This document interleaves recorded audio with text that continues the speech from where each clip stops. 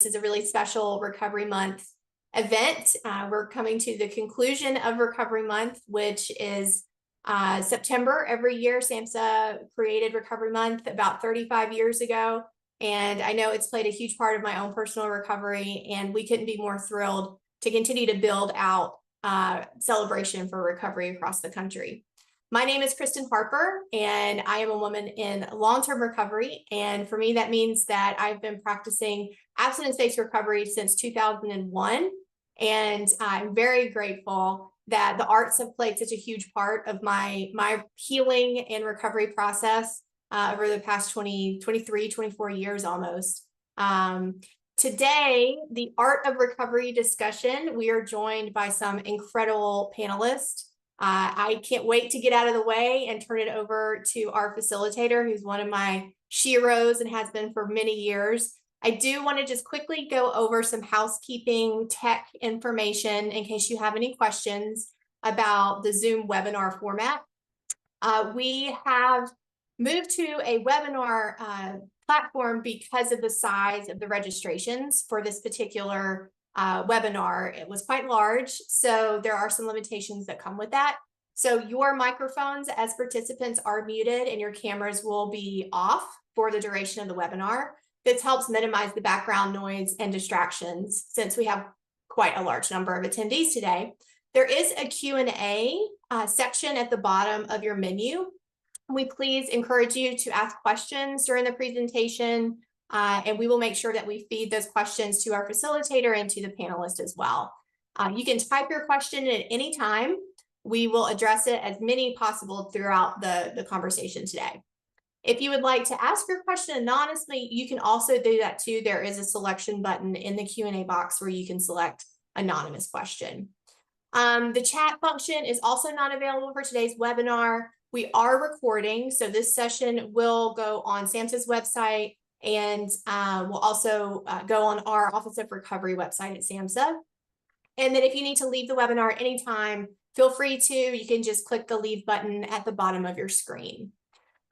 We are so grateful that you're spending a Friday afternoon with us. Well, we have people from all over the world, so it might be in the morning, could be evening, but we are really grateful for your time today. And I'm excited to get us started by introducing a dear friend and colleague for many years, Ariel Britt, who is just an amazing conversationalist and is quite accomplished in her own right. She is the creator of the award-winning podcast, Beauty in the Grit. She's an exceptional speaker with a passion for community and service. Most of her career has been focused on developing prevention, intervention, and recovery support services for youth and young adults. She also served as a political appointee for the Biden-Harris administration at the White House Office of National Drug Control Policy. Air received her bachelor's degree in psychology and master's in social work from the University of Michigan. We won't hold it against her. Please help me welcome Air. Air, over to you. Thank you, Kristen. Hi, everyone. I'm so happy to be here. Thank y'all for joining us to have this important discussion on the intersection and the power of arts and recovery. So most folks call me Air. I'm a woman in long-term recovery, and for me, that means I've been practicing abstinence-based recovery since November 6, 2011, so coming up on 13 years, which is super surreal. And also too, without art, without being able to use storytelling to share my own experience and help others, I don't know where I'd be. So this is such an important subject to me. And so I'm looking forward to moderating this discussion. And as art is, let's let it be messy. Let's go off script. Let's have a good time. Let's be vulnerable, all the good things that art brings. So before we do that, I'm going to introduce our first speaker, the director of the Office of Recovery at SAMHSA, Paolo Del Vecchio. So Paolo has been at SAMHSA for over 30 years in a variety of roles, including the director of the Center for Mental Health Services and the Office of Management, Technology, and Operations. So he and his team at the Office of Recovery have been super busy over the past 2 years since it was established. So we're going to let him kind of tell us what they've been up to and hear more from his experience in that role. Paolo, over to you.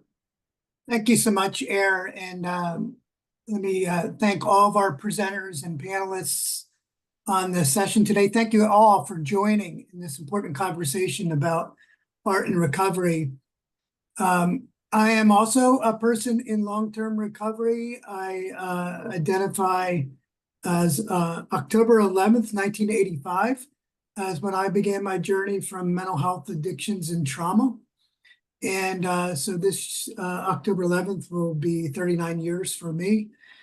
And at SAMHSA, Substance Abuse and Mental Health Services Administration, our mission is to lead public health and service delivery efforts that promote mental health, prevent substance misuse, and provide treatments and supports to, in fact, foster recovery while ensuring equitable access and better outcomes. Office of Recovery, which I'm privileged to lead, and a shout out here to Kristen Harper, who's helping to lead this particular effort as part of our team. Our overall goal and mission is to, in fact, advance recovery across the nation. We know that recovery is real and possible, and happy Recovery Month to everyone. In fact, what we know is that there are over 60 million Americans in recovery, according to data that we collect on an annual basis.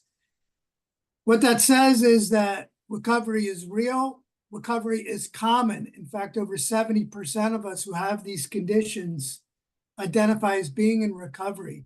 So recovery is common. Recovery should be the expectation. And in fact, there are many of us. And we also know that there are many pathways to recovery, with the arts being one that many, in fact, choose, and one that I choose myself. Not only am I a person in recovery, but I also consider myself an artist and a musician. And what I've done through my art and my music has helped me in my own personal journey of recovery to find the healing and hope that, in fact, enables me to get up every day and overcome the mental health and addiction issues that I've faced. And that's a story for many of us. And that's what we're going to hear about during today's session. So let me just end there and thank everyone for putting a spotlight on recovery, putting a spotlight and celebrating the many strengths and pathways that we as people find to find that hope and healing. Air, back over to you.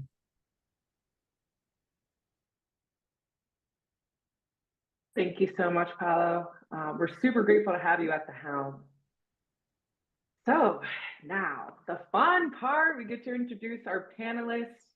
First up, we have Emmy Award winner, Tony Award nominee, and highly successful producer, Hank Azaria, James Beard Award nominated chef and famed restaurateur, Jose Salazar, internationally known theater director, writer, and artistic director, Sean Daniels, and the founder and executive director of the International Art Mind Lab Center for Applied Neuroaesthetics at Johns Hopkins University for School of Medicine, Dr. Susan Magsamen. So thank y'all for being here. This is so exciting. My hope is that we can kick it to Jose first to kind of introduce himself, and we'll go through the list. Jose, thank you for squeezing us into your busy schedule. I know you have to hop off early. And so first, just tell us about yourself. I may ask a follow-up question or we'll kick it to somebody else, but just really sharing about who you are and your connection to this topic. Oh, you're muted. All right, how's that? All right, cool. Yeah, what an honor. Thanks for having me.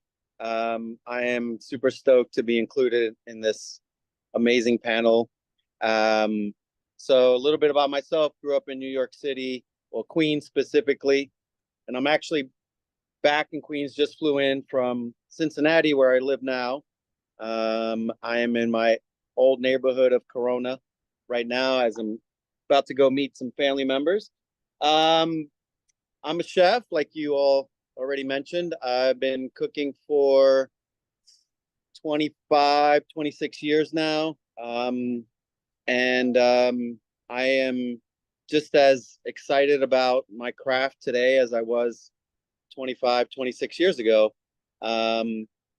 I have been in recovery for coming up on 6 years. October 20th will be 6 years. I'm super proud of that, and excited to delve into this conversation.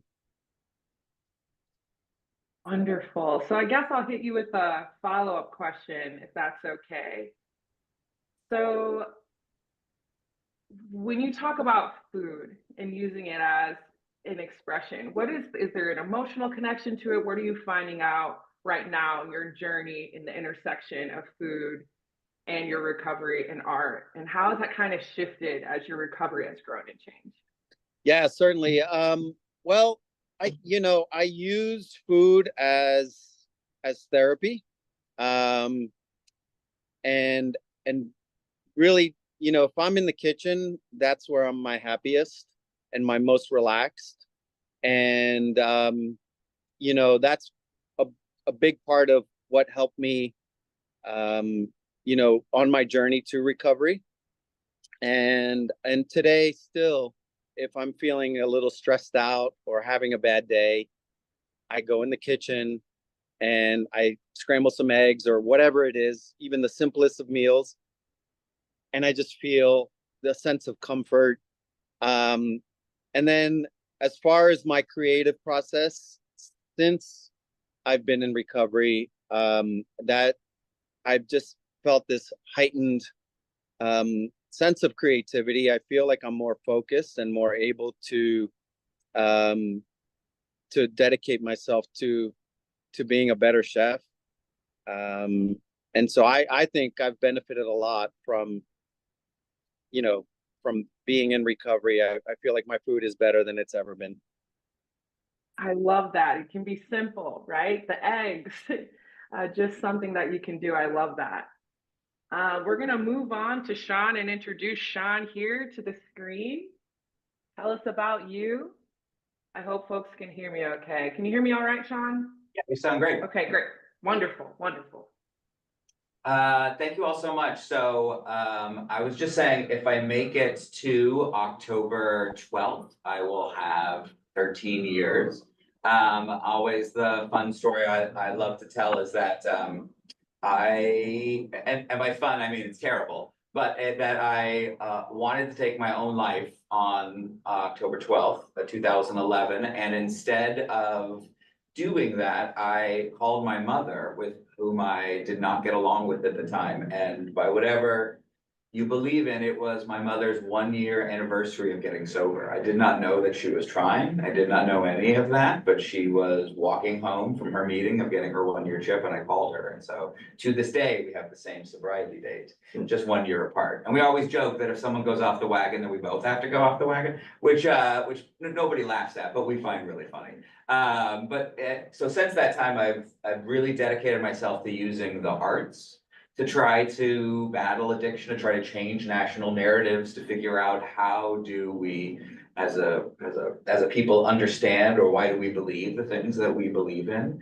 And I've been very lucky to be able to work with different organizations that also support just getting stories out. I wrote a play called The White Chip that Hank was a producer of, that played in New York, and we'll talk about it a little bit later, but after every performance, somebody came up and said that they were ready to get help, and that really, really moved us. And then I'm able to work with an organization called Live Tampa Bay, and I do a program there where we geo-target stories on social media into neighborhoods to make sure that people see recovery stories from people that look like them.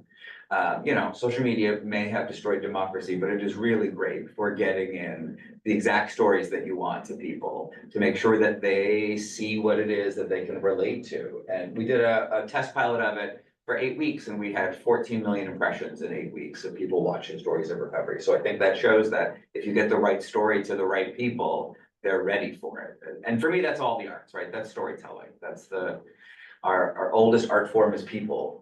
Put it towards how we figure out how to help each other. Absolutely. And Sean, we're litter mates. That's so cool. 2011. Yeah. And really passionate about reducing stigma. And I think that's what we're seeing and we're coming up against.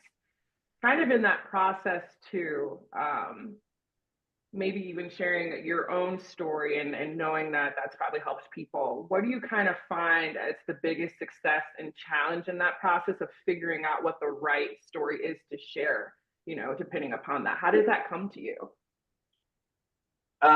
You know, we all know that representation matters, but sometimes we don't know exactly how deeply that is. And I think, you know, for when we did the White Ship, just to see a joyous show about recovery, for people to be able to come in and watch something that doesn't feel, after school especially, doesn't feel overly serious, is hopefully joyful and funny, and that people can, because if you've ever actually been to a great AA meeting, it's like a rock concert. Like, people tell stories about the time that they like stole police helicopters and the room roars, right? Because it is a level of feeling less alone in that moment, and feeling like you thought you were really trapped and you were the only person. I mean, I thought I was the only person that couldn't hold my liquor. And so to find out that vast majorities of other people are there, like, it's so relieving.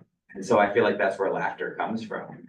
And I think, you know, with our anti-stigma program, I mean, representation matters in just the most basic sense that, you know, Tampa Bay is a big area. Different people live in different parts. And so to make sure that when you go on social media, you see people that look like you telling you stories, and that's not just race, that's also socioeconomics, that's also gender, that's, you know, there are parts of town that are old and white, there are parts of town that are full of drag queens. And we need to make sure that, like, if you're in either of those groups, you see people talking about how they were once in your place and now they're on the other side. And that, I think, encourages people to watch more. Absolutely, and thank you for that. And all my identities, you're speaking my language, that's so important. And I think you're right too. I remember getting my laugh back in recovery. I had like this big boomy laugh, and I didn't even realize that I was missing that, to have that connection. And it doesn't have to be, we often see the loudest narrative be around that negative, fear-mongering version. And so just the work that you're doing, that we hear other people doing too, to bring that story of hope and laughter and connection in a different way is so vital. So thank you so much. We're going to move to Hank, who's beside you. Hi, Hank. I can't see him. Can you see me? Somehow I moved off camera. We're in tech difficulties, I think. There we go. There he is. Hello. Okay. Hi, how are you, sir? How's it going? I'm good. I'm very glad to be here. Glad to be invited. Thank you for taking the time. Thank you so much. Sure. Yeah. I mean, I've got 18 years of sobriety, about 25 years in the Al-Anon program. I started there. I started as much more worried about the other drunks and addicts in my life than myself. Discovered I had my own problem about 7 years into that, and was a relatively high-bottomed drunk and drug addict. I think a lot because I had seen so much as an Al-Anon caretaker, and was raised in the disease and kind of knew what I would be in for if I kept going. And gratefully stopped. It wasn't easy. I've had bottoms in other programs too. I'm sort of, I qualify for almost every program I know. And I've spent at least a little bit of time in many of them as I address food as an issue and other things as well. And I'm very grateful to the recovery community. It's just such a part of who I am now, that I kind of happily can't really, I remember what it was like, and we all tell what it was like, what happened, and how it is now. But I'm very glad that I have harder and harder time relating to what it used to be like, relying on substances and booze to get through. And started talking about it publicly. I got kind of called to do it. Basically felt like the good outweighed whatever bad there might be. We're encouraged, at least in 12-step programs, to not talk about it publicly. But really, I'm gonna get into this today, perhaps later, but I went through this, there was a lot of controversy over one of the characters I do on The Simpsons. I'm most known probably for voicing The Simpsons. I've been in a lot of films and TV shows and produced over the years. And I did the character of Apu, the voice of Apu, the Indian quickie mart attendant. There's a lot of public outcry over a white guy doing this stereotypical voice of a cartoon character, and how that was very marginalizing. And in looking into whether I should stop doing that voice or not, which I eventually did, that brought me into a whole world of discovering social justice and racism and representation issues in Hollywood. And because I was asked to be so public about that, I couldn't tell that story without including recovery, because it was the model of recovery of my foundation is called the 4 through 9 Foundation, steps 4 through 9. Step 4 in this context meaning, how am I personally accountable? What's my part? And then step 9 being, well, how could I make amends? Then how do I make this up if in fact I did have a part?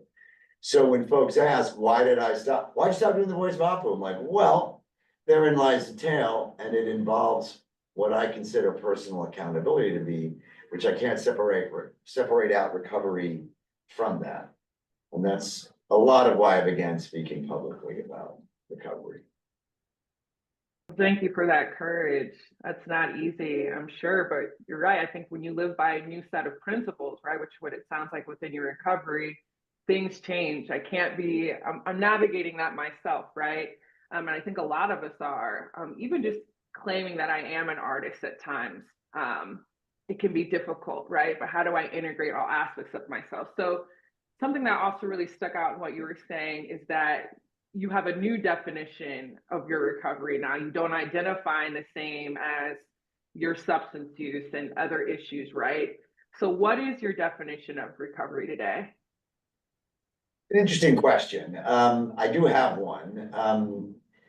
These are just my beliefs. I started in the Al-Anon program.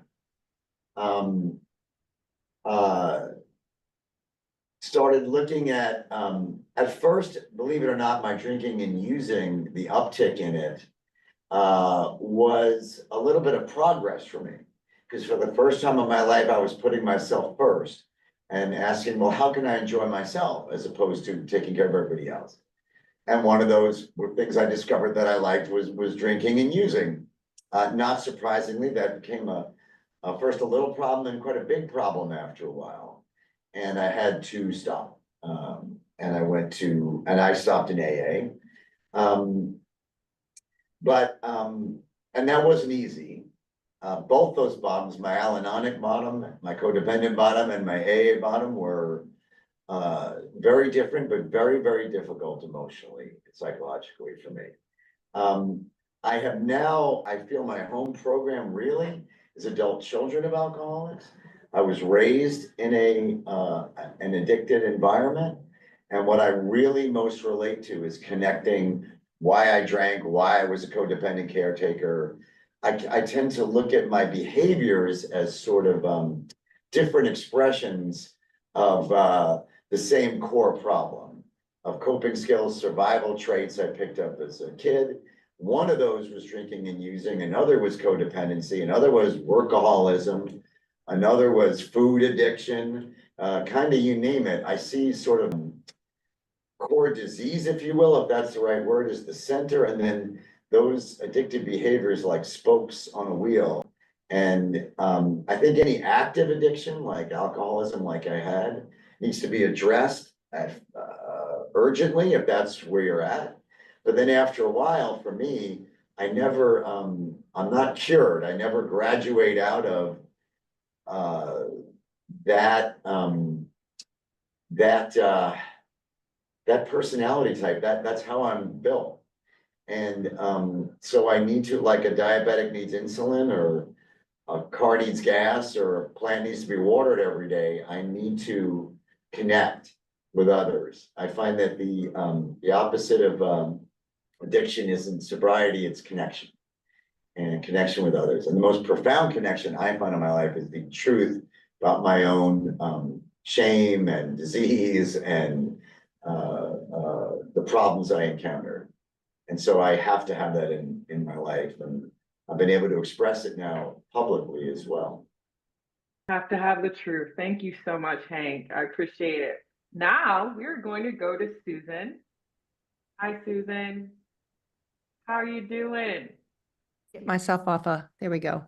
Can you hear me? Yay. I can hear you good. You got a good Great. speaker. Thank you so much for being here. I'd love to hear more about you and your connection to this. And then, of course, a question will come. Yeah.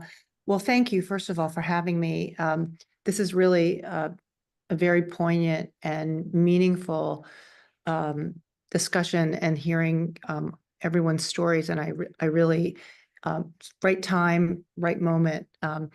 You know, it made me think a lot about just some of the things that are happening in my family's life and my life, and how all of that sort of comes into play. Let me maybe step back and just give you a little bit about my background. So I'm at Johns Hopkins School of Medicine, and I have always studied the arts, arts and learning, and then arts and health, arts and mental health, and have been very interested in this from the time I was a little kid, understanding sort of what was it about story and about sharing our voices in different ways beyond the rhetoric of speaking that allowed us to find our deepest knowings and our deepest understandings. And that ultimately for me became a career in being a translational researcher, looking at the role of the arts and how they change our brains, bodies, and behavior, and how knowing that in many ways, whether it's neurophysiologically, psychologically, ancestrally, through indigenous cultures, through artists, and I also lived experience, how can you know those new ways of knowing, or those collective ways of knowing, how can you use those to help address our individual needs and recovery? But also how can that be manifested in healthcare or mental health or education systems and things like that. And so a couple of things that, I think, lifting up, and a lot of the things that were just said, I sort of am sort of tying back into some of the work that we've done. And I think, Hank, you talked about this idea of you need connection. And, there's a causality around what each of us need that really is essential. And I think it's neurophysiological. And so when I think about art and recovery, there are neurotransmitters that are released, thinking of dopamine or oxytocin, even opioids that are naturally occurring opioids in our bodies, that when we're doing repetitive motions, or when we're working with clay, or when we're engaged in dance or movement, or when we're singing and we're activating the parasympathetic nervous system, there's a huge physiological neurochemical change that happens that gives us some of the things that we might have needed when we've looked for them in other ways that have maybe not been good for our biology or good for our spirit, and not helped us. And so I'm very interested in at that intersection. I think there are all kinds of ways that we find to cope with the complexities of our lives. And I think the arts as a daily practice, as a prevention, and as an intervention, and as a way to connect and share stories, we always come back to that. And I think it's because it's our birthright. We're physiologically wired for the arts. We cannot look away from the fact that the only way we know the world and ourselves is by bringing it in through our sensory systems and connecting those 100 billion neurons that create strong neural pathways. And sensory inputs can be really good for us, and they can be really bad for us, right? So how do we create those sacred, enriched environments that we need? And they change, right? They change all the time. So, I think about recovery. I also think about flourishing. We want to heal, and we also want to grow. And so the way that these experiences weave through our lives offer redemption in terms of healing and in flourishing, and also the ability to be able to move outside of all of that to imagination and creativity. And, I think both Sean and Hank spoke to this, and Jose, you too, is that, you have go-tos, right, that move you to other places, and they're transportive, they're transformative, they're not transactional. And I think the arts are by nature, alchemy and transformative. And we all need that. And, so maybe I'll stop there, but I think this is just such a beautiful reminder of how we make and behold all the time. And it's an improv. It's always an improv, right? It can't be anything but that. So we don't control a lot. Ambiguity is with us all the time. And how do we moderate, navigate the fear of that, and the fear of ambiguity and complexity, when our bodies are also different, right? Some of us are attracted to food, some of us are attracted to work, some of us are attracted to different types of drugs or alcohol. We are all different, but it seems like the arts come forward, and we pick our art, but it has that ability to match us in all these different ways. So I think it's sort of the closest thing to a miracle. Okay, Susan, my heart is so warm. I'm sorry. Don't stop. You should see, I don't know if you see the hearts just popping up. Oh, no, I didn't. Popping up. Whoa. Oh my whoa. gosh, there's so many hearts going. So thank you so much for that. Art is our birthright. It's a need. I think that is so powerful. And so as a person that loves science and the heart of everything, clearly that intersection is so important to you. When you talk and you think about daily practice, what is something that someone can maybe do? Just, oftentimes we think, oh, I have to create this big art project or this massive meal, but just to get those receptors, or whatever the brain things are, kind of firing in that moment, in that critical moment, or even just if they're feeling a lull. What are you seeing in your research or in your experience that can just get those things firing? Well, I'm going to take that question in two different ways. The first is something that I call the aesthetic mindset, and it's 4 things. One is curiosity, being open to being curious. And, we have become so transactional that we're not looking about the why, looking around the corner. We just kind of put our heads down, we go. So curiosity. The second is playful exploration. And that's moving into things with a beginner's mind and really playing around without any kind of expectation. I don't know if you guys have a checkbook or a work list where you're checking the box, right? How do you just play around? And, the opposite of play is not depression. Sorry, the opposite of play is not work, it's depression. And I think when you really think about how we play with stuff and mess around with it, there's so much great language around play. And the third is sensory experiences. What's the room look like? What does it smell like? What's the temperature? What are you feeling from these sensory? What does it smell like? I mean, listen, I love food. And when I was listening to Jose, I was like, oh my God, I can imagine the smells in his kitchen. They're transportive. And 70% of your emotions come from your olfactory, from your nose. And so, we have this amazing ability to feel the world through our senses. And then the last is being a maker and a beholder. So those are 4 things that we all can do without anything. It's affordable, it's accessible, and it's immediate. But then it's a couple simple things. Doodling. People that doodle actually retain information better. They actually are better listeners, and they pay attention and can have better memory than non-doodlers.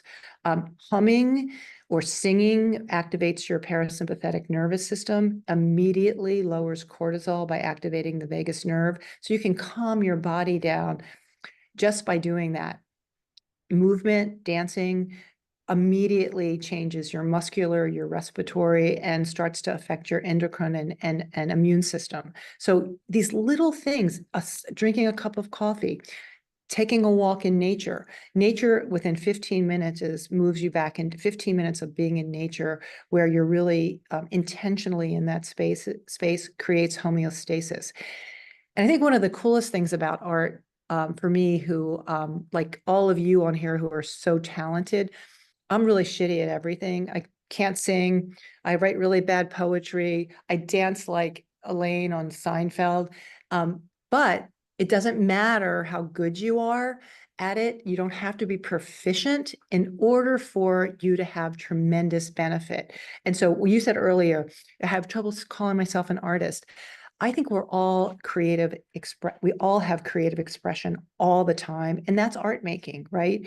And so you don't need to be a professional artist, although God loved them, you know, you don't want to hear a bad cello player, but if you are getting benefit from making and from experiencing, that's what matters. And we vilified, talk about stigma, we have stigmatized ourselves. If you're in third grade and you're not good at art, you're not creative, you don't go that way because you don't get any value for it. You know, there's no benefit for someone singing if they're not singing well. We don't glorify the imperfect.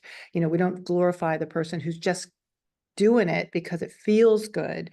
And again, I want to come back to the fact that we're wired for it and it is our birthright. And we have abdicated. And in a weird way, we forgot this is who we are. So I think technology with AI is coming along and they are sensors. We are senses. And I think we're at a crossroad where some of this tension of opposites in terms of where we feel uncomfortable, where we or don't know what to do, we have to start to come back to what does it mean to be human? And it does mean that we break. It does mean that we recover. It does mean that we're vulnerable, but we're human and we're not machines. And I think that's the next chapter that humanity is really going to be facing. So how do we care for the soul?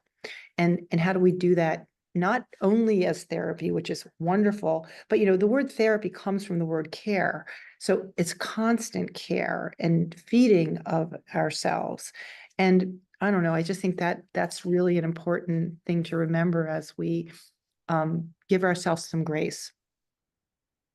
Thank you so much, Susan. I'm going to be chewing on those words for a while. I really appreciate that. I know Jose has to jump, so I'm going to ask him to spotlight back in. A question came to me. Hi there, Jose. Hi. Hey. Okay, so when we think about recovery hostile environments and how that relates also to the arts, whether it's theater, or even also in the restaurant space, as a restaurateur, as a person in recovery, how do you navigate that or navigate creating that culture with the folks with your staff, with any of that? How does that work for you with yourself and with your team? Well, I think shows like The Bear probably have shed a little spotlight on what it's like in our industry. And while it's a little exaggerated, there are a lot of truths to that. And addiction is very high in our industry. And so and mental health is a huge concern for people who work in restaurants. It's stressful, it's chaotic, it's all those things that you see, in these shows. And I think for us, the approach is to not necessarily try to tame that behavior, but find ways to use that as and turn it as a positive. And how can we, take that energy that people have, those stressors, and turn them into something that functions for what they want out of life. And so I guess what I'm trying to say is that I think for so many people who work in restaurants, we're just so active, and we have this kind of can't shut down mentality, physically, mentally, emotionally. We're just sort of like always going. And there's nothing wrong with that. And so it's how do we harness that energy? What do we do to say that it's not bad? But oftentimes, people do turn to drugs and alcohol or abusive behaviors. And so I am, my goal in life right now is to to try to educate people and say that, there is hope. There is ways to take that energy and find good positive outlets for it.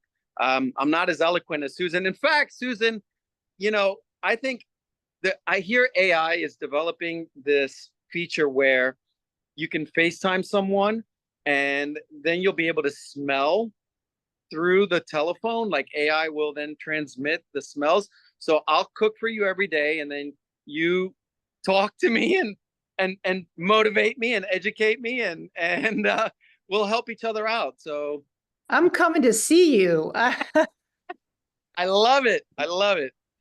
Everybody's welcome. Everybody come see I'm me. coming. I'll We're cook. coming. We're coming. Next meeting, it's together. Yes, I'm in Michigan, so I'm super close. I'm pretty close to you, so that'll be great. And I think even what you're saying too, what's so awesome is you just sharing your experience, you having the success that you've had, and centering also your recovery. What an example, right? What an example for the culture in general, that it doesn't have to be a certain way in order to get successful. In fact, you said it yourself, because of your recovery, your craft has gotten even better. So that's just so powerful. Absolutely. And I think, what's really important is someone mentioned vulnerability and being able to open up about it. It was hugely stigmatized in our industry. It was a sign of weakness to get help. In fact, the more you drank, the more drugs you did, the later you stayed out, the more the more people you slept with, the more abusive behaviors you were involved in. It was a badge of honor. It was touted as something to be proud of. And now we're starting to see a shift. And so that's what I am most grateful for is to see people being vulnerable and opening themselves up to this change that seems to have just kind of washed over everyone like a huge wave in the last several years. And I think COVID certainly exacerbated that, or brought that more to the forefront. So I'm just feeling really happy. Of course, 60 million people in recovery, that's an outstanding number, but I think of how many aren't getting the help that they need. So I'm hopeful. I'm an optimist at heart, so I'm excited to see how discussions like this can lead to even more change and more people getting the help that they need. Fantastic. Thank you, Jose. Thank you so much. I'm gonna shift to Sean. Hi there. And there are some questions that are popping off in the chat, so I'm done making them up. I want people to be able to be heard. And the first one really came in for you regarding your play, White Chip, right? That's the name. Yes. I don't want to get it wrong. Okay. No, that's correct. People want to know if you're bringing that back, or are you taking it anywhere else? They're excited. So it was just announced this morning that it's going to go to London, and then hopefully from there come back. And I've never been to London where I didn't feel like everyone was drinking on the streets at 1 PM. So we'll see how the play is received when it's over there. And it's funny, we even before it happened in New York, there were some readings of the play in Scotland, and if God bless them, if you think we have it bad, addiction rates in Scotland and are through the roof. And actually at the reading that they did, they served beer, and people brought beer into the reading, because I think over there also beer isn't drinking. But it was okay, all right, I guess we're gonna meet people where they're at. We're gonna really some people are gonna come in and have a beer and watch it. And then it was very profound. Somebody else had brought their family because they wanted their family to better understand who they were. A mother had come because she had lost her son and she didn't understand why. And so she thought she would come to the play and maybe it would help to understand. And then there was also 17 people drinking beer and laughing through it. And you realize oh, that is the power of the arts that we're talking about, that it really is this place where it's the most democratic thing that happens, right? Is we all get together and we all laugh at the same time. And there's these great studies about how when you're in an audience, your heart beats at the same time as people who are in the audience with you. And if you've ever been to a great performance, right, everybody holds their breath at the same time. Everybody laughs at the same time. Or my favorite thing when half the audience laughs, because it's a joke about like, you know, class, and like half of them don't understand what's so wrong with rich people and the other half really find it funny. So I just think it's the ultimate thing that brings us together. And I think I love hearing Jose talk, because I feel like the art industry is so similar, that like we love the Jack Kerouac story, that like he was brilliant, but it like he had to die young, and that was the cost of his art. And I feel like we've really baked that into what makes you a great artist. And it's not true at all. I think for so many of us, like our art is better after we got sober. And actually looking back, it's a bit shameful in terms of what it was. We thought we were at the top of our game, and you look back and you think like, oh God, that was sloppy. And yes, it had all the things of like the whole cast went out till 4 a.m, but did that really move people? So yeah, so the White Ship will continue. What I love about it is, you know, when you start doing theater when you're 22, you think it's the most punk rock thing. You think that you're going to change the world by doing theater, and along the way, you know, that gets lost a little, and you just try to keep subscribers by like having them be in the same seats they had last year, because that's what they want, and you really lose that passion. And so, but with this play, it really feels like we're back to having this punk rock attitude, that like we're going to put on a play, and people's chemistry is going to be different when they walk out of there, and they're going to talk about it on the way home. I'm really lucky also, we're working with John Carr, who is an Oscar Award winner, and Palin Chow, who is an Oscar nominee. Palin brought her sons to come see the White Ship, and then her sons talked to her on the way home. I think similar to yours, like on the train ride home, they talked about it. She was like, you need to figure out how to do this show for teenagers. And I was like, this show is not for teenagers, but if it actually brings them to be able to talk about it more. So we're working on an animated short to figure out like, how can we take 10 minutes of it, or an inspired part by it, figure out like, how do we put it online so that you can find it at 4 a.m. when you need it? Because I think if it can't really change it, then we really need to figure out how can it be as accessible to everybody. Fantastic. Hearts are popping off too. People are really excited. Can we put everybody on the screen? It'll just be nice after this question. But people are saying thank you so much for sharing your recovery journey. And they're curious about how you managed the behavior and attitudes of folks that were still living the life. Like, did they treat you differently? How did you navigate that? Just as you were navigating your recovery, how did people treat you after you left kind of the life that you were once having around your substance use? Yeah, it's a good question. You know, I refer to those folks as drinking buddies, even though all of them weren't necessarily drinking buddies, but you lose some, you know, you lose a main common interest that you had. And I don't think anybody does it on purpose. Some folks it really makes uncomfortable. Some you realize, gee, our relationship was kind of based on how effed up we got together. And without it, there's not much else.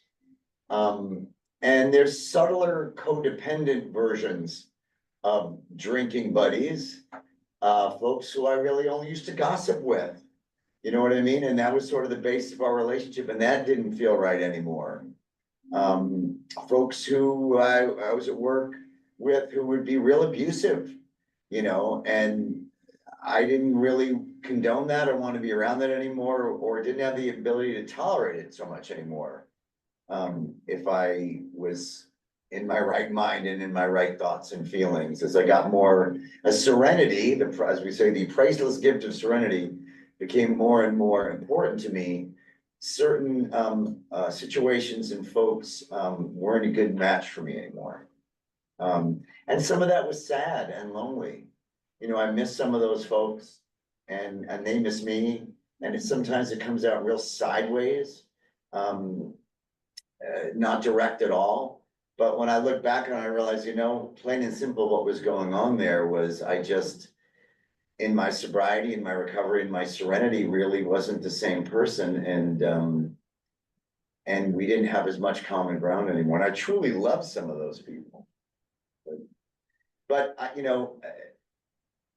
used to see a shrink, guy named Phil Stutz, who folks might know. Jonah Hill just did a documentary about him, and he was a tremendous therapist. And he would always say to me, by at least 51 to 49%, that recovery, that serenity, that peace has to be.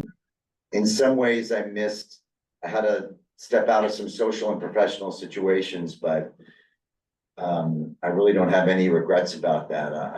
Bottom line is, I was much happier choosing a healthier folks, a healthier life, healthier lifestyle. It was scary though. It was scary at first. Yeah, a lot of grief, right? I think too, you have that in between time sometimes too, before you find more of your recovery buddies versus your drinking buddies too. So always try to have so much grace with myself and with people that I talk to about that. So thank you so much for sharing that. Yeah, it'd be great to have all the panelists on the screen, thank you so much. Thank you. I think okay, wonderful. Hi, everyone. A question that is coming to mind, and I think really ties in, people are really wanting to understand the intersection between your art and your spiritual practice and what that looks like. I know for me, when I put something out into the world that I really care about, or actually if I feel like I've channeled it and I'm putting it out in the world, there's like this afterburn that comes in, and I really have to find my center again. And it reminds me of like those big climax moments where you're like, oh, is this it? What's going on? Are people gonna love it? Da, da, da, da, da.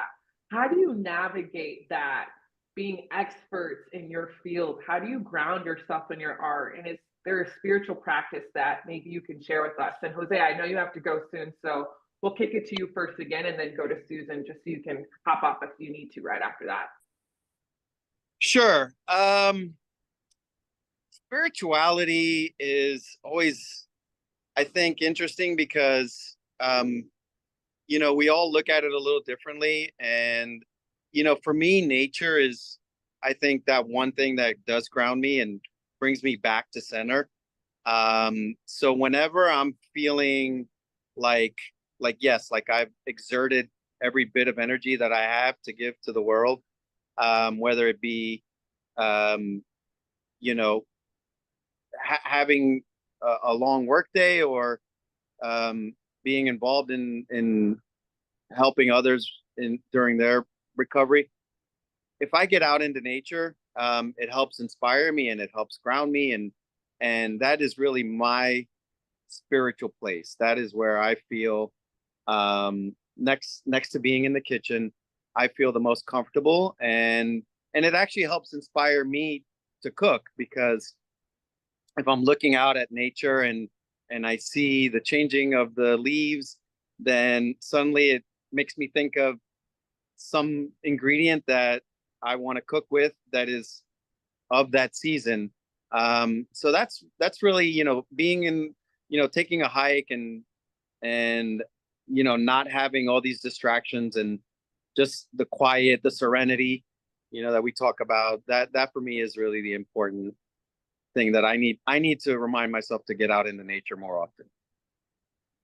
Thank you, Jose. I love that. Nature is so important. Something that I've been doing myself recently is I became a mom about a year ago, and nothing like a little boy to ground you right where you need to be. He does not care what I'm putting out into the world.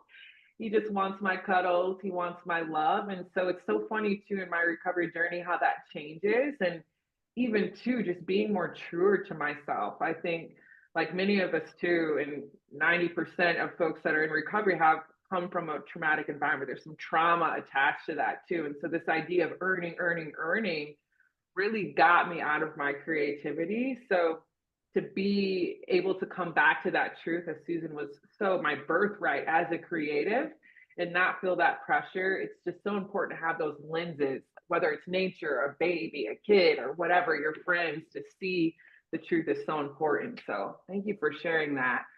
Yeah. Susan. And as Jose, go ahead. Wanted to say thank you again, as I do have to step away. Thank you to Sean for the invite. Thank you all for having me. It was a real honor. Great to meet everybody. And sorry that I couldn't be here for the rest of it, but No, the I- hearts are blowing up. I'm really, Okay. really bummed actually that I have to run because I've learned so much and I've been so inspired, and so thank you all very much. Yes, I'm care. coming to Bye. Cincinnati with Susan. Yeah. Take care. Please. Oh, everyone's welcome. Yes, Yeah, I'm from wonderful. Queens too.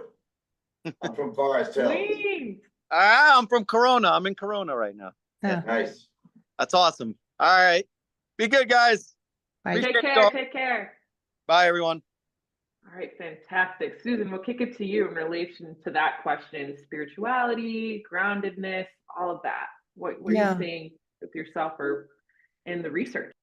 So, you know, I coming back to that idea of these spaces that are ambiguous and liminal, and how in those moments of transition, we're always unsure, right, of what's going to happen. And Hank, I like the way you were talking about that and thinking about, you know, you're letting go of something, but you don't know what you're moving toward.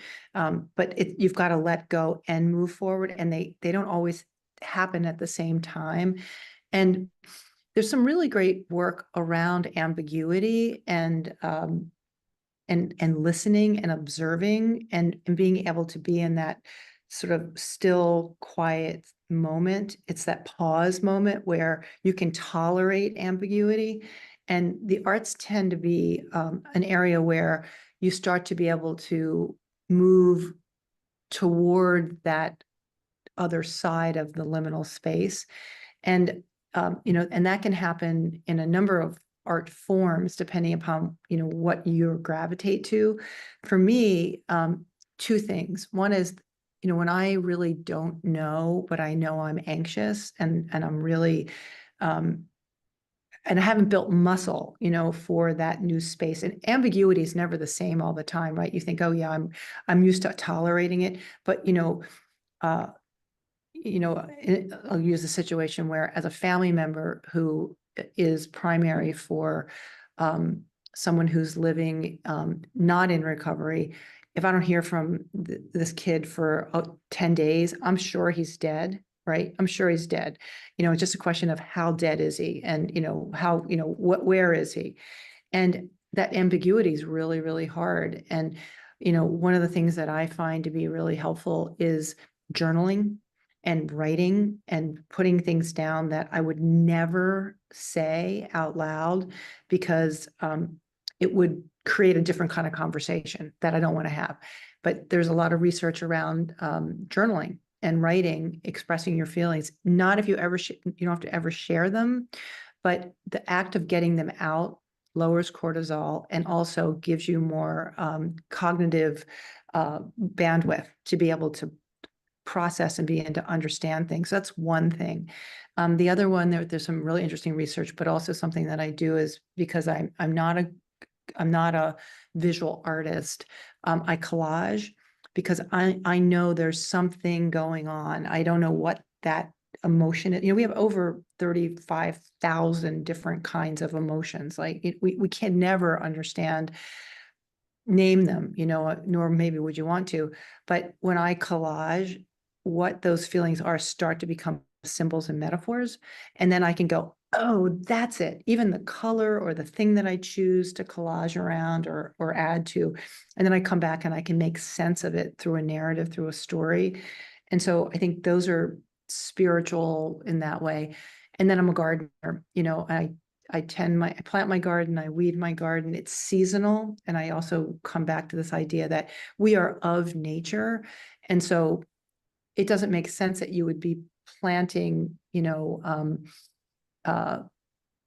impatience in November because you plant impatience in May, right? You know, or, you know, after the frost. And so just remembering that there's a time for everything and that there's a season, and that we need to move more with the natural cycle of life and the world. And we are in nature. We're not us and then nature.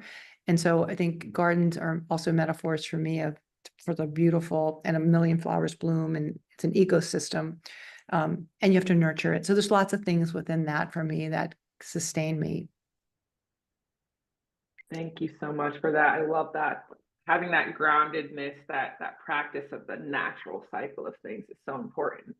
Anchor Sean, want to chime in? let You know, y'all pick it's- who goes first. Yeah, you asked about also like, what does it mean, like when people perceive us to be kind of experts or leaders in our field, and I feel like that's such a, it's so tricky, right? Because when we talk about harm reduction and we talk about like, you know, like what actually gets anybody sober, I don't think anybody ever knows. You know, so I think it's like we have to, I'm always thinking about like what worked for me, would that work for Hank? Maybe not. How do we put together a program to encourage people? I mean, you know, the problem with having a show like The White Chip is that you get contacted by a lot of people that are like, I have a cousin. Can you contact them? Can you send them the show? Can you tell them what you did? And you have to be like, I have no idea whether that will work for them. All I can do is the kind of attraction, not promotion of it, which is to say, like, here are the things I did. I have no idea if that would work for you. I'm so sorry. But, you know, here are the things I did, and I can help you to find somebody that maybe is in a similar place to you. But it's such a personal journey, and we're all, you know, we're so new to this that I think people perceive us to be experts in the field just because there hasn't been a big field for some time. We don't have decades worth of out sober people to be able to follow. It suddenly feels very new, even though, of course, this issue has been around forever. And so I think it's a really tricky place, I think, for everyone that's on this Zoom to figure out, like, how do we encourage other people without saying, this is the things that you do. Because I remember when I was in early sobriety, if I heard one wrong thing from somebody, I was like, well, there we go. And now I'm going off the deep end and it's your fault. Thank God you said, you know, like I was so ready. I was looking for reasons for it not to work. I was looking for ways to have it not be my fault that I couldn't do it. And so I think it's, you know, I think the level of humility that it takes to talk about, like, we're putting it out there, we're talking about it in a very public place. And I hope this works, but I don't know what works for you. You can work together to figure out like how to connect you with people that are similar to you, but it's a very individual process of what it is that moves. And you know, there's a whole conversation about California sober and other things like that, that for some people, you know, I always feel like you should deal with the issues in your life in the order with which they may kill you. If that keeps you alive for a little bit, then I think you should do that. And then we can figure out whether it continues to impact your life in negative ways. But for so many of us, right, it was short term, we would be dead if we didn't figure out how we got off of this elevator going down. And then what happens from that, and how do you, as Hank was talking about, then how do you build your life back up? How do you then build yourself around people that can help you to thrive from there? Yes, absolutely. Thank you for giving that image and building off of that ambiguity piece, right? I don't know what's best for you. And really, and sometimes I can feel really scary, but it's the truth, right? I just have to continue to learn what's best for me. And the longer I'm on this journey, you're so right. I don't know anything, but I can tell you my experience. And I'm grateful for that, right? I'm grateful for the capacity to be in that gray, right? Hank, what about you? What's on your mind? Well, it's been an amazing conversation. A couple of things that come to mind based on what we're sharing. One is that, yeah, we call them hallway moments, you know, where you've given up. Like, I used to drink, I don't do that anymore. I don't have much to replace it yet that gives me any joy or comfort.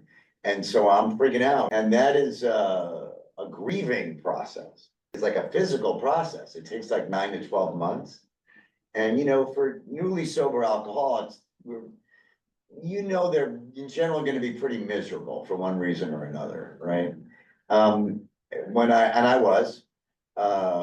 was coming out of my codependency recovery, I grieved the relationship that I was not in anymore, even though I knew it was toxic, but I desperately wanted to go back to it the same way a heroin addict knows the next fix will kill him, but he desperately wants that fix. Living through those uncomfortable emotions, beyond uncomfortable, very painful emotions, getting support for that was the whole thing. And I didn't have an act of faith, as they say in the rooms, that something someday was gonna land, gonna click, some coin was gonna drop, made me feel better. But I had to really just feel the feelings. I tell sponsees now, like, every day that you feel miserable, it's not just We call them productive tears in recovery. It's another day you can cross off the calendar of that wound healing, of that wound draining. You have to stay with it and not go for the fake.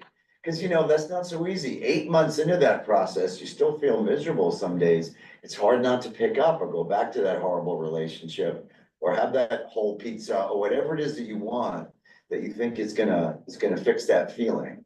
The other thing I want to share about this artistic conversation and to that is the concept of one day at a time. You know, that's how I stopped drinking, right? I couldn't think about, oh my God, I'm never gonna have another martini the rest of my life. That would absolutely freak me out. I had to say, today I'm not gonna drink. Today I'm not gonna drink, and I got support in not doing that. It's gotta make it to going night-night without that martini today. And then same thing for getting over those relationships. I'm just not gonna call her today. I'm not gonna go by there today. I'm not gonna do that today. And same for all my recovery. And what I found shocking was the same one for my art and my work. Meaning, I came to realize that all I really have in my work, all I can control really, is how much I enjoy a day's work. And what Susan was saying about that really hit me. Whether the public loves it, whether it comes out great, even by my standards that day, is kind of out of my control. What I can control is how passionately I enjoy it, one day at a time. And in our industry, I won't even know what people think of it or how it comes out in like a year or two from now. Once I stopped drinking and using, my fear of the future was so intense that that's why I was using and eating and drinking and relationshiping like a nut. And, you know, I realized that one day at a time started to mean to me, and then I'll wrap this up, is I don't even know that I have tomorrow. I could get hit by a bus at 10 p.m. tonight. Do I want to spend it worrying about that bus, or do I want to spend it enjoying my day's work or the people around me or connecting? And so that one day at a time model came to apply to everything that I did, including my art. You know, I don't know where it's going to lead or where it's going to go, but I know what my love is of it in the moment. That's about all I know. A fun story: when I was in rehab, there was one girl who was very upset, and she said, "Are you telling me that I'm not going to be able to drink champagne at my daughter's wedding?" And her friend said, "You don't even have a boyfriend." So like the idea was like that she had already gone ahead and thought into the future and created a scenario with which she couldn't be a part of it. And it was like such a breakthrough moment, because I was like, oh yeah, of course, she's already created 7 steps and put herself in a position where to not drink feels awful. And I think I think about the 2 of them all the time, because I do that. I've already worked out, you know, been sober for 12 years and I'm still like, oh God, are you saying that like when this happens, I won't get to celebrate in the way that I trained myself to celebrate for 2 decades? And it was like, okay, well, that's not happening today. So let's just worry about, you know, catching the train to make it home. So it's a one day at a time. I feel like is the best message that we can pass on, because that's how anything happens, right?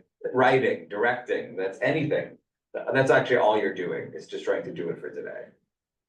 I always wish the rear view mirror was bigger because I feel like I'd learn more, right? But the window in front of you is always so big and you're like, I don't know where to look, and you just got to like go for it. I'm downtown at a meeting for Hopkins today, which is why I'm in this very weird background. And I was on a panel talking about arts at Hopkins, and this one of the faculty members that I was talking with teaches a course called "You're Gonna Die. How do you want to live your life?" And she's a philosopher, and she told this great story today about how these kids come in and they're all worried about, you know, being doctors, and they're all, you know, on a career path that's like going to kill them, and they're all really stressed and they're all really anxious. And she's like, well, you're going to die. For sure, you're going to die. Somebody's going to, you can't outlive death. You're going to, so what do you want your life to mean? What do you want to stand for? How do you want to live your life? And she said, it's like this extraordinary experience where these kids don't think about that because they're so busy planning their lives and checking the box. And I think this idea of, what if you didn't have another day? What is that one day? What are you going to do one day at a time? And, maybe sounds really cliche as I'm saying it, or like a fortune cookie, but it's true. Like, you got now. And maybe that's all. Sometimes I don't even say I got it. What am I going to get through today? I'm saying, in the next 10 minutes, I just have to get here. In the next 10 minutes, I just have to get here. And, sometimes you have to break it down to like the smallest part to move through, but that's okay, because that's those perfect moments, that's how you live. So anyway. Absolutely. That is how you live. It's so interesting on my journey now. A lot of the work that I'm doing around my brain and disassociation is around cortisol and adrenaline and all of those things that affect the body and the brain that keep me in that state of not being present. And it's been really, really powerful to watch, just writing something down, talking to a friend, going for a walk, doing all the artistic things that we're doing just for me, just for the moment, have really helped to shift me getting out of my brain and out of that expectation around except for last night, let me tell you this. I was up all night worried about my son's teeth and how I don't brush them enough and how we are going to have to deal with cavities tomorrow. You know what I mean? It's just like I couldn't get out of it until I called my sister crying this morning just to be talk to another mom, to be like, Ariel, chill, let's go hang out and do something fun, right? To get into that play moment. It's just so easy to not. It's so easy to go in the mind when you have a disease of the mind, right? And you have trauma and you have those things. So thank you for sharing that. I do want to shout out to, we have some OG Simpson fans, Hank. I'm sure you knew they were coming. I'm sure you knew they were here. And so they're really curious about how that work environment shift and even your writing content shifted for the show as you journeyed deeper into your recovery. Well, I don't write it. More brilliant minds than mine write it. So it really, for me on The Simpsons, was about my own relationship to my work. The Simpsons being a large part of that. I would say that the real answer to that question is in recovery, from alcoholism, from codependency, from others. At first, my work takes a step back. It's just my journey where I get very freaked out. I'm very anxious and very feeling my feelings, and not in a way that makes it easy for me to be effective as an artist.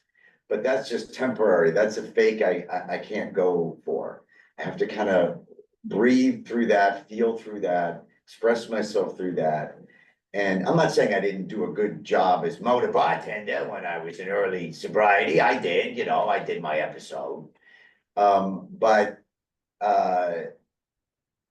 as an artist, as somebody who worked on Simpsons or anything else, it eventually, at first it made me very anxious and it was harder to concentrate.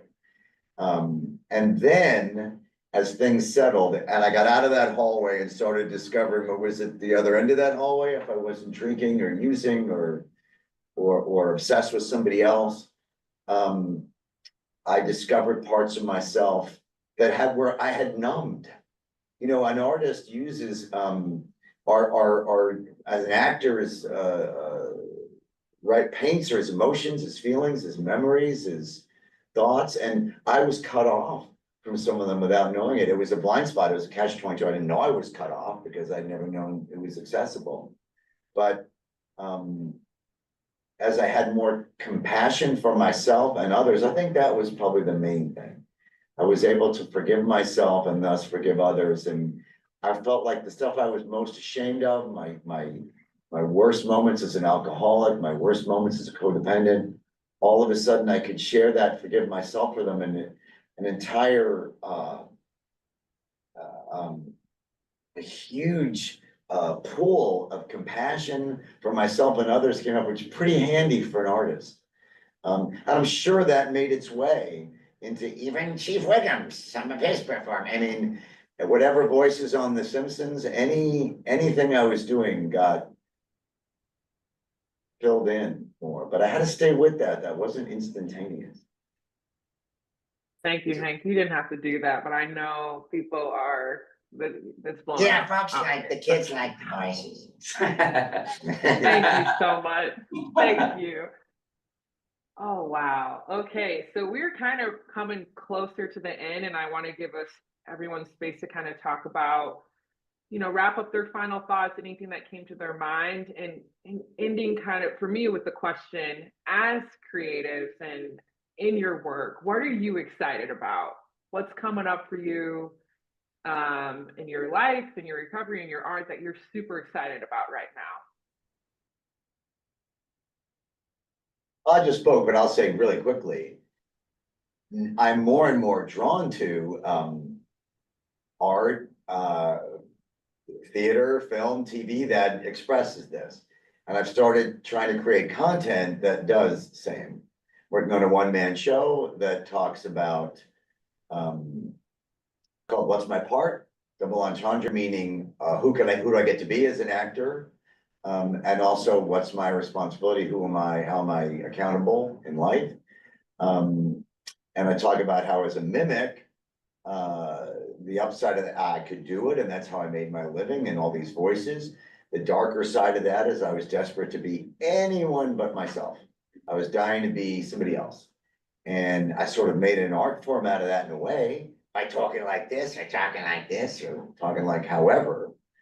But in order to learn to really act, and as I was referring to before, be myself and fill in those performances, I had to be willing to share myself, my true self, with others, which deepened once I stopped using drugs and alcohol and other things. And that journey led to this APU realization I had. I can't talk about that without a recovery, in a recovery context. And I have to talk, I talk about it so much now in social justice rooms and seminars and personal appearances and this and that, that I decided to do a one-man show about it. And also, Susan, I was very moved. I asked myself on my 60th, I just turned 60, what would bring me joy? I never would sing or try to sing because I felt I could never be as good as that as I am at mimicking. So why really try? And I also been in professional circumstances, we're surrounded by such genius singers that why would I even dare to sing in front of these people? And I love Bruce Springsteen, always have. I imitated him vocally my whole life. A few songs as Bruce and found this strange side door into learning to sing. I couldn't do it and discovered that I could learn it. And as beginner's mind, as you said, just said, well, to me, it was like I was learning it, just learn to imitate the boss, but it actually, and I probably will never sing as well as I, talk like T. Wyndham, but I can't tell you the joy it's brought me. I had no idea that was waiting for me to do that half as well as I do other things professionally. It's just filled my heart. So. You and I should sing together because I can sing like Bonnie Raitt. So we could do like a thing and it would be so good, right? Are you ready for that thing called love, Susan? That's right. Are you ready for the thing called love? Yeah, I got it. I got all the moves. I got everything. I'm working on the voice, but I could do it. I could do it. And nothing without joy, right? That is like my motto.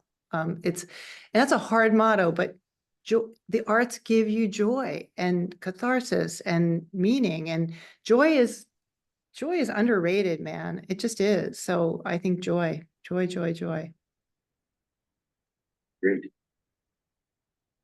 Wonderful. Is that what you're excited about, Susan? More joy? Anything else? Singing. I'm a singer. Come on now.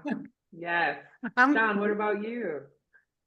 Well, in a very similar way, we're trying to work to get more recovery, I would say, friendly or forward plays out into the world. Because right now, the joke is like if someone's in recovery in a TV show, I promise you that they will relapse at the end of season 1. Like they only exist to be of danger to the rest of the world, to not be the 60 million people that we've heard about, right? So we're just trying to, and we have some fantastic theaters that have come forward to be able to program plays about it. I just feel like we're at the beginning of this conversation shifting, that really just to see people living on stage in recovery, and it's not a plot point. I mean, at some point, we let the LGBT community stop talking about just coming out stories, and we let people of color stop talking about just trauma stories, but we have yet to let the recovery community stop talking about just rock bottom plays. Like that there has to be a next step where it's like, well, here's what it is,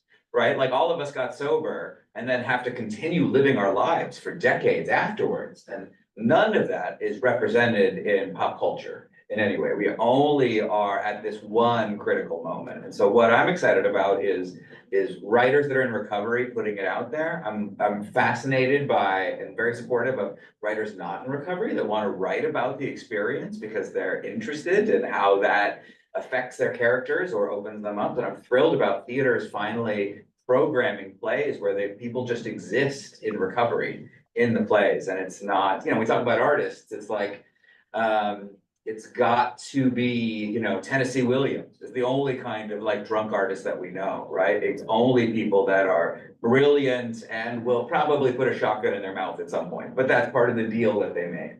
So to be able to say that people live in recovery and are represented on stage and are represented in TV like that is a cultural shift that I'm excited for our country to embrace, because we haven't done it yet, but it feels like we are right at that moment where it's about to happen.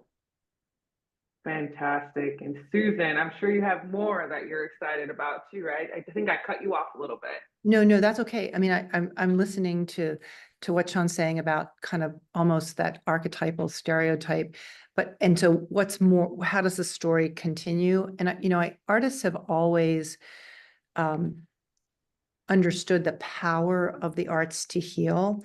And I think that science is really catching up with the artist and understanding what are those mechanisms and functions and structures, and how do things like something like, how often an art's done, or how do you understand what the personalization of an art is for recovery or for symptom relief or for other kinds of things. And I'm really excited about the marriage of arts and sciences, because I think that's where we start to create something that also hasn't been there. It's another layer of the story. It's not just, oh, arts and sciences are different, or arts and sciences do different things, but how do they come together?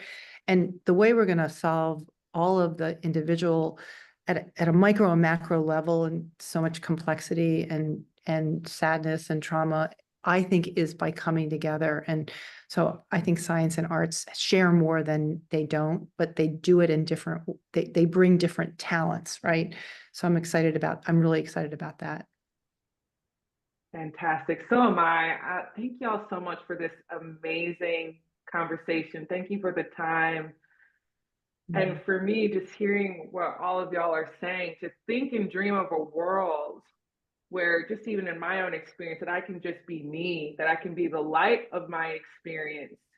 And for that to be the loudest narrative in our field, in our creativity, for that to be what we really study. We can talk more about our culture and what life has given us, our recovery has given us, that part of the story to be the loudest narrative, that's power.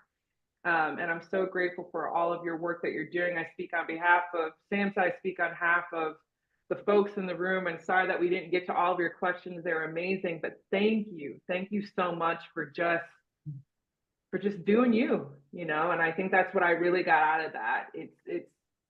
That's right size, you expressing your truth, not just for yourselves, but for all of us.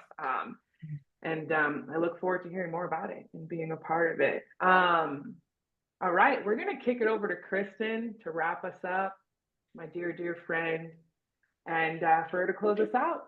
Great. Kristen, you're up. Thank you, Eric. Let's give everybody, give Eric a hand. Just amazing job. Thank you so much, Eric. My panelists, amazing. I could not express my gratitude more than just thank you again. Some of you have been a part of my life since I started drinking at 10 years old, after getting home from school and hitting my mom's bottle, sitting down in front of The Simpsons to just chill out. So this has been very special for me to kind of full circle moment and now share a recovery space and just be really excited about the future of what the recovery field is doing. So I'm going to put the evaluation to the webinar in the chat one more time. Please, please, please, if you have time to take about 2 to 3 minutes to fill that out, that will help us improve our webinars for next recovery month. If you have any questions, want to get in touch with us, I will also put my email in the chat.